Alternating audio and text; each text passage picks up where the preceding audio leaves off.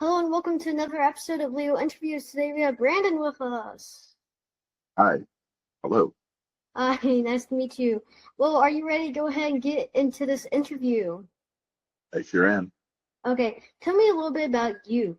Yeah, so I am a, a father first.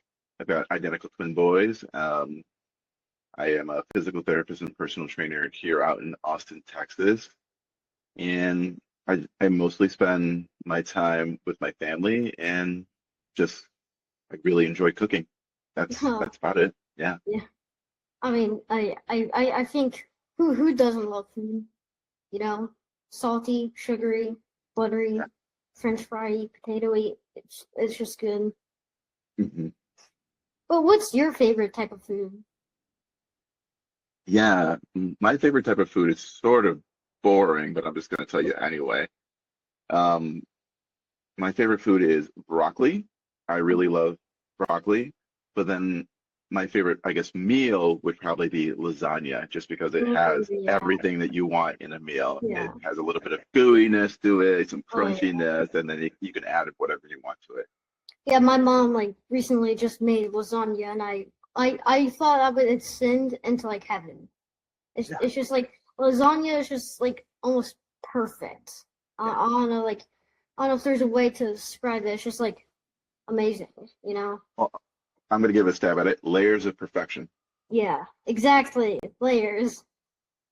Here's the first layer pasta, the second layer, the third layer. It's just so good. Mhm. Especially like when you add toppings to it, you know? Now it's even Oh, better. yeah. Yeah. And I respect broccoli, so don't worry. I eat my carrots, so I'm not offended as long as everybody else on the show is not yeah. offended as well. I mean, hey, I think everyone has to eat their veggies. You know, it doesn't matter what type, as long as it's a veggie. You know, that's all I have to say. What is your biggest challenge and how did you overcome it? Yeah, that's a good question. Yeah, it's a really good question. I think my biggest challenge for me, I guess within the past couple of years, I guess ever in life, was removing myself as the obstacle, right? Once now there are rules in society, there are rules that we or things or standards or norms that we should follow. But I think once I realized that you can essentially do anything that you want or you can create anything that you want, it just made it a lot easier for me to think outside of this box of normality and think more creatively as to the type of things that I could create for myself and other people. Mm-hmm. Yeah. You know, I think like most cases, like if you're like, you know, working on a project, like, man, how did I not get this time? If I did this and you know, most of the time, well, most of the time, yes, it is, you know, like the thing. But Yeah, also the rest of the time, it's also the person, you know? yeah, It's like, did you ever like, let's say like you're working on projects, just, you know, any project, and you're like, hey, I thought I did this, you know? And it's like, okay, yes, you did not do it, but is that, you know, its own fault? No, I think, you know, just remove yourself, say, hey, I didn't do it. So I'm gonna say, you know, just move on with it, finish it later, you know, just remove yourself from like any hard thing and just rebound the ball and try back at it, you know? yeah. Yeah. Just keep going. What is something you are proud of yourself for? Hmm. Oh, good questions. Yeah, I during the pandemic, I wasn't taking very good care of myself. I was eating too much. I was drinking too much.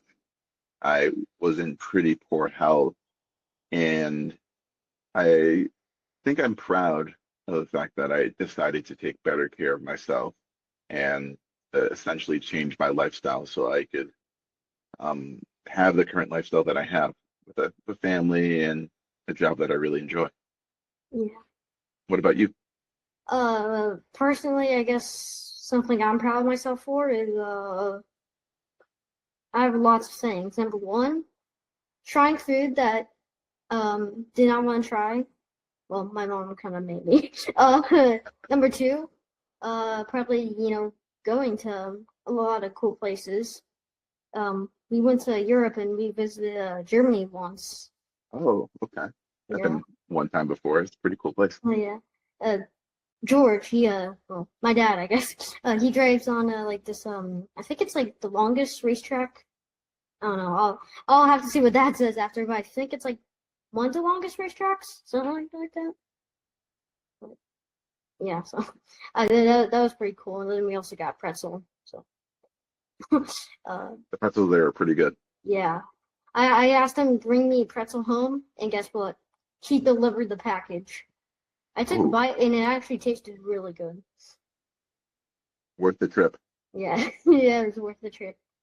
What is the way you think we can all change the world? Hmm.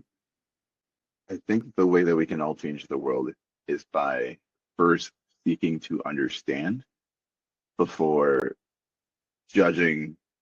In my view, we have to be able to prejudge things a little bit to try and make sure that we're safe. But I feel like if we had the opportunity to be more inquisitive and curious about what we're seeing and approach it from that angle, the world would be a much better place. And we could have a society that collectively was trying to better humanity. Because like bad people equals bad society. Society means that it's basically a garbage can, aka failure. But you have good people, good society, and the society gets built. You know. Yeah. When you are scared, what is something that helps you feel brave again? Yeah, that's a good question. I oftentimes will talk out loud about the thing that I'm scared about because inside of my head, the fear and the thoughts that I have causes me to catastrophize things even more. And like I tell my clients, and like I tell my sometimes myself and my friends, if I'm able to talk it out, it sounds less ridiculous. It sounds it, I have the ability to disarm myself a little bit and feel more whole again without necessarily letting fear run the way that I think about things and how I approach situations. Yeah. I think like always feel free to talk to someone about anything. And after it usually makes you feel better. Instead of just like staying locked up in your room, like, oh man, I still see the spider. What am I gonna do? Yeah, It's like, why don't you just like step across, talk to mom to kill the spider? yeah. Not gonna lie, I kind of have arachnophobia. No, I'm just kidding. A tiny bit. They're just a wee bit. Arachnophobia, huh? Well, I'm not You scared of them. I just don't like them. They're all uh, creepy and stuff. yeah, They're evil. the eight legs doesn't help. Yeah, yeah.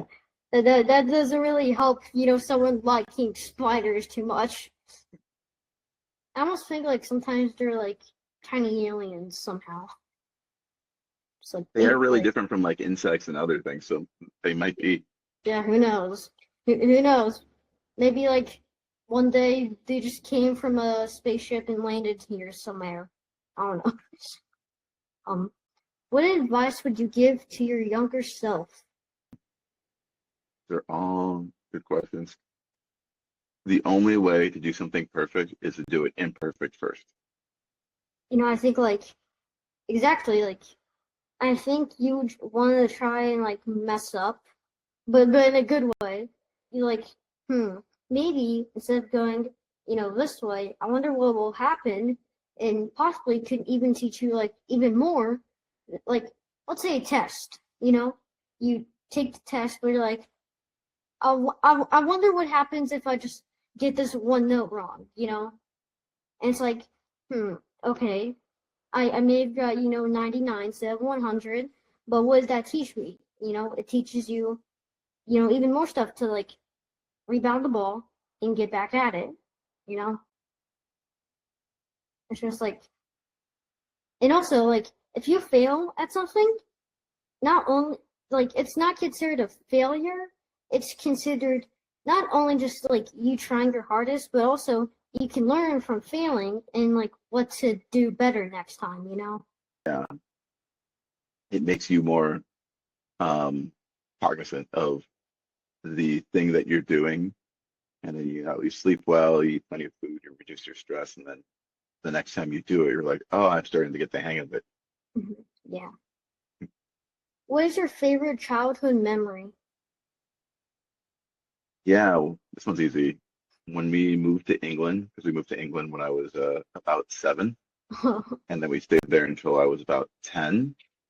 I'm 38 now, so that was probably my favorite childhood memory, just because I feel like it shaped the rest of my existence today. I think like something cool about England is like whether it's like Great Britain, England, or like any English country, you Yeah, go there and like they're just like drinking like a cup of like tea, like yeah, get the biscuits and tea ready, yeah. and we're like, Mate, dude, what about cookies and milk? What is it's just like get the biscuits and teas, please, and you always say in like this accent that's always just so funny. yeah. English is funny, and then yeah, even some of my blokes back in England, I don't exactly understand what they're saying sometimes. So Out of curiosity, like what do you do to help people? yeah, so as a physical therapist and personal trainer, I help people go from pain to performance to preservation. So a lot of people usually come to me with some kind of pain or stiffness, especially those that are high performers. They have to meet a certain deadline. They're an executive, a founder, and they are oftentimes feeling like their body is hurting at the end of the day. They're feeling exhausted. They're feeling old. They're feeling stiff. So I help them with being able to get them out of pain and create a sustainable lifestyle that they can build upon into their 80s and 90s. Hmm. And is there like a website where people could find you, or maybe even just find out more information about you?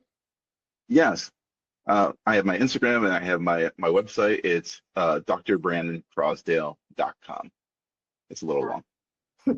Oh, don't worry. I'm sure the viewers can just rewind it and listen to it, and they'll put it in there. So, guys, make sure just to listen at like 0.25 speed and just you guys know what they are.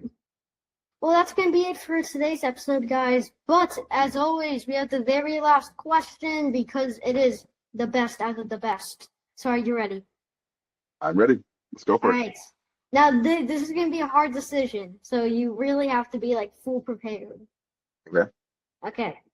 If you could pick between chocolate ice cream and strawberry ice cream, which would it be? Strawberry, 100%. Finally, another follower. Like, you're actually like the fourth person who said that when I asked them this question. Everyone else just joined the chocolate army of dad. Yeah. It's just like, no strawberry, dudes? Are we serious? Chocolate's too generic. Yeah. I think strawberries were the best place to be. Like I think chocolate, it's a good flavor, especially when like you make it fresh from like cacao pods, then it's even better. But like I think strawberry is just maybe a tiny bit better, especially like if you get like strawberry ice cream that has like those strawberry chunks in it, then it's pretty good. Yeah, for me, it's like strawberry, vanilla, and then chocolate somewhere down here. Maybe like Neapolitan, and then we can Yeah, go from there. Rocky Road. yeah. Rocky Road's pretty high, probably like number 2 on my list. I just like the marshmallows. That's the only thing I like about it. Is that I just have like soft chewy marshmallows. Yeah. Because like you usually like take a bite and then like you usually like melt it down in your mouth like a liquid. But then you have marshmallows, so then that would make you like want to actually eat the ice cream. Well, that's gonna be it for today's episode. It was nice having you here, Brandon. Yes. Very nice meeting you, Leo. Yes. Well, that's gonna be it for this episode, guys. Make sure to like and subscribe and stay tuned for our next post. But until next time, bye.